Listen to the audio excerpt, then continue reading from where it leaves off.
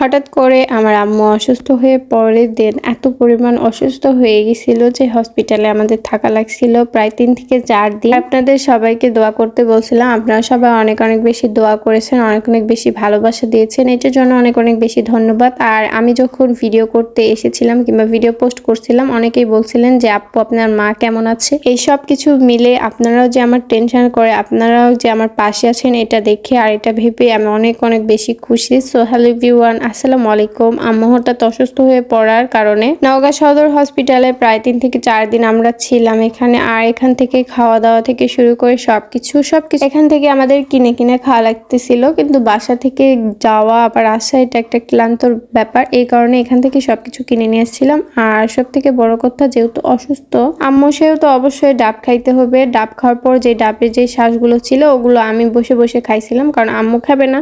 দেন তারপর আরো যেগুলো ছিল সবকিছুই থাকছে আজকের এই ব্লগে। আর অনেকেই বলছিল যে আপু আপনার আম্মুর অসুস্থ কেন, কিসের জন্য, কি হয়েছিল। তো আমার আম্মুর প্রেশার ছিল না, এটাই হচ্ছে সব থেকে বড় কথা। মানে প্রেশার একদমই লো হয়ে গেছে। দেন তারপর এখান থেকে 2টা আনার ফল কিনলাম, এগুলো এখন নিয়ে গিয়ে আম্মুকে দেবো। আম্মু খাবে বসে থেকে, কোনো কিছুই খেতে পারতেছিল না। প্রায় 2 থেকে 3-4টা ডাব নিয়ে আসছিলাম, তো ওই ডাবগুলো খালো আর সব রকমের ফলমূলই খাচ্ছিল। আর আমি তো বাসায় খাবার খেতে পারবো, হসপিটালের খাবার তো একদমই খেতে পারবো না। এই কারণে অনেক বেশি একটা প্রবলেমের মধ্যে পড়ছিলাম। এই কারণে চুরি পড়তে চলে গেছিলাম। সেখান থেকে সাব্বির রেস্টুরেন্টে গিয়ে প্রথম দিন একদিন বিরিয়ানি খাইছিলাম, পরের দিন ভাত খেয়েছিলাম। আবার তো কোনো একবেলা না খেয়ে পর্যন্ত মানে ছিলাম হসপিটালে, এরকম অবস্থা। শুধু আম্মুকেই খাইতে দিছিলাম। তো এরকম হসপিটাল অসুস্থ হইলে মানুষজন মানে অনেক বেশি পরিশ্রম আর অনেক বেশি ক্লান্ত হয়ে যায়। কি খাবো না খাবো এটাও ভাবতে পারতেছিলাম না। আর তার মধ্যে অসুস্থ হলে অনেক বেশি টেনশন হয়, আর টেনশনের মধ্যে আপনার খিদাও লাগে না, কোনো কিছুই হয় না। কিভাবে কি করব এরকম অনেক বেশি কনফিউশনের মধ্যে ছিলাম।